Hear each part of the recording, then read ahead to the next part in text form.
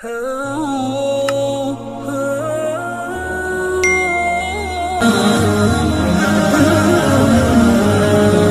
الكريم أما بعد فأعوذ بالله من الشيطان الرجيم بسم الله الرحمن الرحيم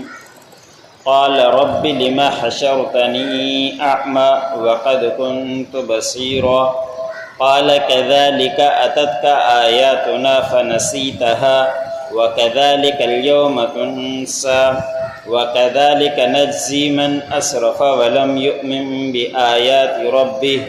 وَلَعَذَابُ الْآخِرَةِ أَشَدُّ وَأَبْقَى أَفَلَمْ يَهْدِ لَهُمْ كَمْ أَهْلَكْنَا قَبْلَهُمْ مِنَ الْقُرُونِ يَمْشُونَ فِي مَسَاكِنِهِمْ إِنَّ فِي ذَلِكَ لَآيَاتٍ لِأُولِي النُّهَى۔ سورۃ طٰہٰ کا درس چل رہا ہے۔ اسی سورۃ کی آیت نمبر 125 سے لے کر 128 تک تلاوت کی۔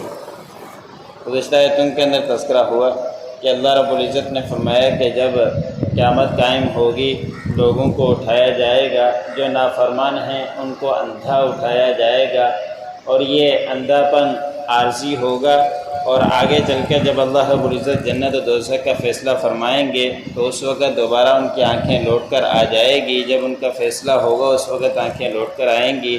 لیکن جب قبروں سے اٹھیں گے تو اس وقت اندھے ہوں گے جو نافرمان ہیں، تو پھر وہ سوال کریں گے کہ ہمارے رب ہمیں کیوں اندھا اٹھایا گیا؟ ہم تو دنیا کے اندر دیکھنے والے تھے، ہماری آنکھیں دنیا کے اندر موجود تھی، اب قبر سے اٹھے ہیں اور جہاں سے بھی جیسے ہی سور پھونکا ہم اٹھے ہیں، تو اس وقت ہماری آنکھیں کیوں غائب ہو گئی، ہم اندھے کیوں ہو گئے؟ تو اس وقت اللہ رب العزت فرمائیں گے کہ اسی طرح آپ لوگوں نے ہماری آیتوں کا انکار کر دیا تھا، ہماری نشانیوں کا انکار کر دیا تھا، جب ہمارے پاس آئی تھی آپ لوگوں نے بھلا دیا تھا ہمیں، تو آج کے دن اسی طرح تمہیں بھلا دیا گیا ہے کہ اب تم بھی اسی طرح رہو گے کہ جب دنیا کے اندر ہماری آیتیں آیا کرتی تھی، قرآن پاک آتا تھا، وقت کے نبی نشانیاں دکھایا کرتے تھے، اس وقت تم نافرمانیاں کیا کرتے تھے، غور و فکر نہیں کیا کرتے تھے، اس وقت تم نے ہمیں بھلا دیا تھا، تو آج ہم نے تمہیں بھلا دیا ہے۔ پھر اللہ رب العزت نے فرمایا کہ اسی طرح ہم ان کو بدلہ دیں گے جو اسراف کیا کرتے ہیں، حد سے تجاوز کیا کرتے ہیں، اور وہ اپنے پروردگار کی آیاتوں کے اوپر ایمان نہیں لاتے۔ ایک لفظ سے اسراف اور دوسرا تبذیر کہلاتا ہے۔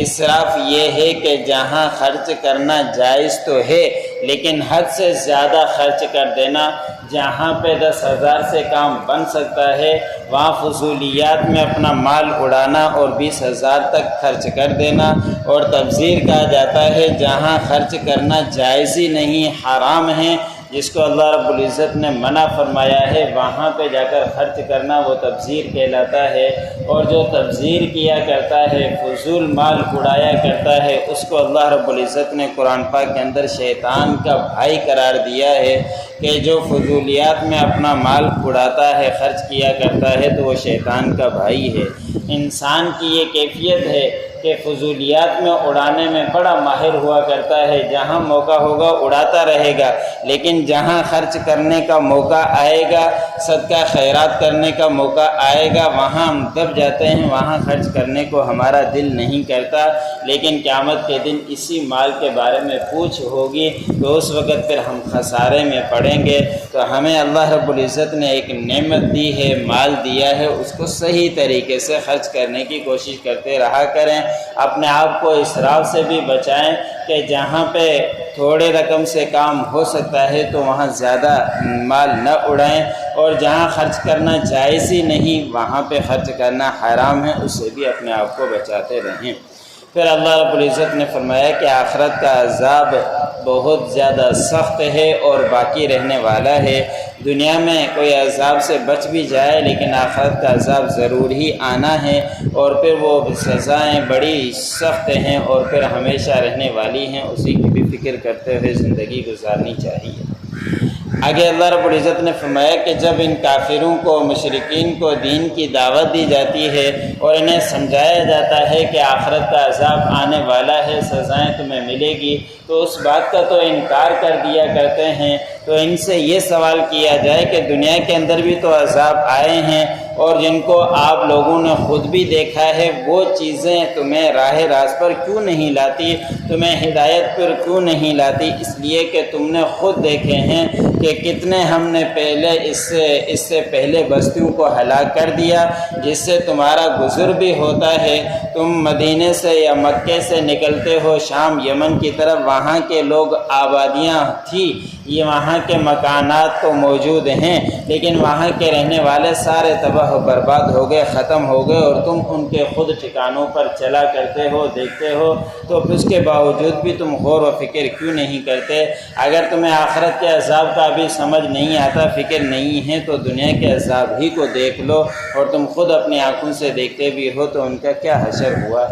پھر اللہ رب العزت نے فرمایا کہ ایسی چیزیں ان لوگوں کے لیے نشانیاں ہوا کرتی ہے جو عقل رکھتا ہے، سمجھ رکھتا ہے، غور و فکر کیا کرتا ہے، ان کے لیے ضرور نشانیاں ہوا کرتی ہیں۔ قال رب لما حشرتنی اعمی، اور وہ کہے گا کہ میرے پروردگار کیوں مجھے اٹھا دیا آپ نے اندھا، وقد كنت بصیرا، تحقیق میں تو دنیا کے اندر تو آنکھوں والا تھا، دیکھنے والا تھا۔ قال كذلك اتتك آیاتنا فنسیتها، اللہ رب العزت نے فرمایا کہ اسی طرح آپ کے پاس آئی ہماری آیات، ہماری نشانیاں، پس آپ نے ہمیں بھلا دیا اس وقت۔ وَكَذَلِكَ الْيَوْمَ تُنسَى، اسی طرح آج کے دن تجھے بھلا دیا گیا۔ وَكَذَلِكَ نَجْزِي مَنْ أَسْرَفَ وَلَمْ يُؤْمِنْ بِآيَاتِ رَبِّهِ، اور اسی طرح ہم بدلہ دیں گے جو اسراف کیا کرتا ہے اور ایمان نہیں لاتا اپنے پروردگار کی آیتوں کے اوپر، پروردگار کی نشانیوں کے اوپر۔ وَلَعَذَابُ الْآخِرَةِ أَشَدُّ وَأَبْقَىٰ، اور آخرت کا عذاب زیادہ ہی سخت ہے اور ہمیشگی والا ہے، باقی رہنے والا ہے۔ أَفَلَمْ يَهْدِ لَهُمْ كَمْ أَهْلَكْنَا، کیا پس وہ ہدایت انہوں نے نہیں پائی؟ کم اہلکنا، کتنے ہم نے ہلاک کر دی، قبلہم ان سے پہلے، من القرون جماعتیں، بستیاں، یمشون فی مساکنہم، یہ ان کے ٹھکانوں پر، ان کے راستوں میں چلتے ہیں۔ ان فی ذلک لآیات لأولی النہی، بے شک اس میں نشانیاں ہیں ان لوگوں کے لیے جو عقل رکھا کرتے ہیں، جو